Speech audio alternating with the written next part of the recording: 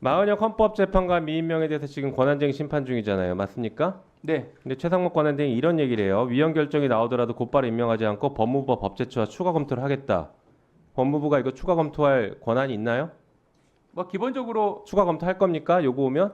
아직 구체적인 사안에 대한 결정이 이루어지지 않았기 때문에 거기에 대해서 그걸 전제로 말씀드리는 건 맞지 않습니다만 기본적으로는 네. 이 법무부의 위치라는 것이 어떤 국정 운영에 있어서 권한대행이 이렇게 얘기했는데 검토 안 할 거예요? 법적인 측면에서 조언을 할 수 있기 때문에 네. 필요한 하지 부분에 대해서 마십시오. 할수 있다고 그런데 보입니다. 하면 안 됩니다. 다음 페이지 보여주시죠. 헌법재판소법을 좀 보면서 얘기하십시오. 헌법재판소법에 뭐라고 돼 있어요? 권한쟁의 관련해서 헌법재판소가 66조 2항입니다. 헌법재판소가 부작위에 대한 심판 청구를 인용하는 결정을 한 때에는 피청구인은 결정 취지에 따른 처분을 하여야 한다. 법무부한테 물어봐서 한다가 아닙니다. 법제처에 물어봐도 안 되고 해야 됩니다. 이게 안 읽혀요? 해석이 안 됩니까? 그 다음 뭡니까? 67조 결정의 효력. 헌법재판소의 권한쟁의 심판 결정 모든 국가기관 지방자치단체를 기속한다. 법무부도 기속되죠? 네, 그렇습니다. 예. 예. 조언하지 마시고 바로 임명해야 됩니다. 다만 여기서 말씀하신 조언이라고 하는 것은 일부만 결정이 더 어떤 내용의 주시면 결정이 이루어지 알 수 없기 때문에 여기에 대해서 지금 말장난하지 마시고요. 헌재에서 인용했으면 바로 곧바로 임명해야 된다고요. 지금 명확하잖아요. 법조문상. 그 권한 대행의 네, 취지는 그만 말씀하십시오. 그 법원행정처장님, 지금 예. 제가 얘기한 말씀드린 이 해석이 무리한 해석입니까? 위원님의 취지는 충분히 이해하겠습니다. 다만 이제 이런 부분에 대해서 여러 가지 이제 논란이 이루어지고 있기 때문에 저희들 입장에서는 지금 모든 곤란하시다는 사건들이 거죠?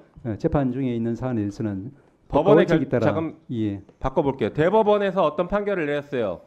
그 대법원의 판결을 국가기관이 따라야 됩니까? 따르지 말아야 됩니까? 따라야 됩니다. 당연하죠. 헌법재판소가 결정하면 따라야 됩니까? 따르지 말아야 됩니까? 따르는 것이 필요하다라고 헌재 측에서 입장을 밝힌 것으로 알고 있습니다. 네.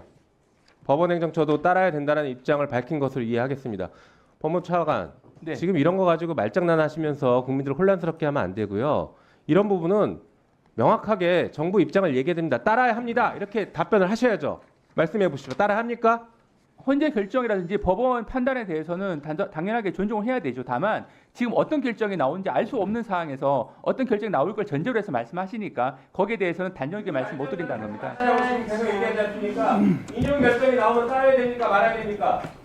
원칙적으로 말씀드리면 헌재 결정은 존중을 해야 됩니다. 예. 존중합니까? 따라야 합니까? 헌재 결정 내용을 분석을 해야 되고요. 그 취지가 어떤 것인지 예. 존중해야 됩니까? 따라야 됩니까? 구속되는데 앞으로 법무부와 검찰은 법원에 기소하지 마십시오. 그러면 법원의 결정 안 따를 거예요. 차관 법제처장 제가 질문하니까 따라야 한다고 서면으로 제출했잖아요. 아니 그러니까 제가 존중한다는 게 같은 말입니다.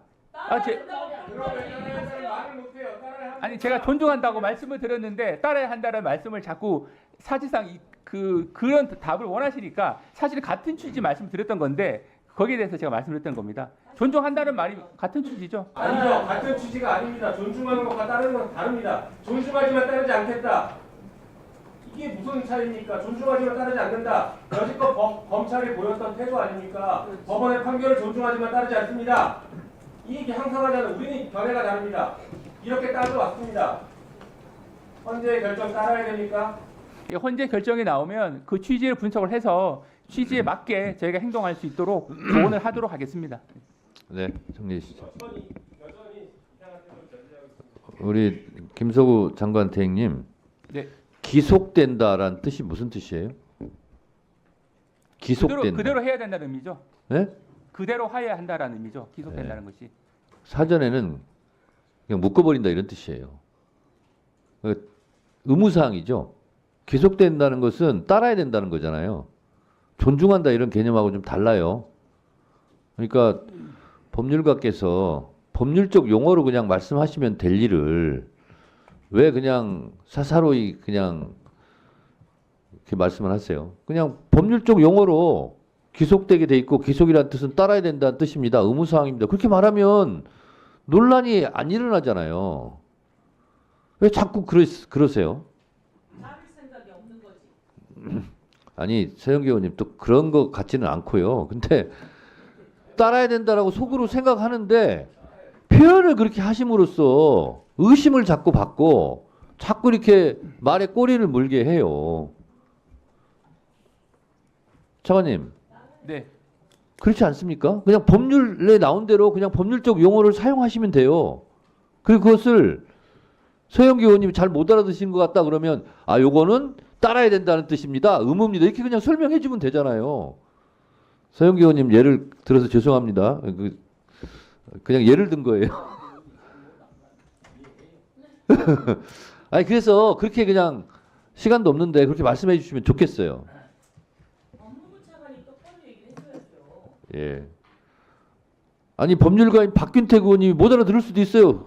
순간 혼란스러워서. 그럼 그때 딱 설명해 주면 되는 거잖아요. 기속된다 맞죠? 헌재 판결은. 아니 그렇습니다. 네. 간단하잖아요.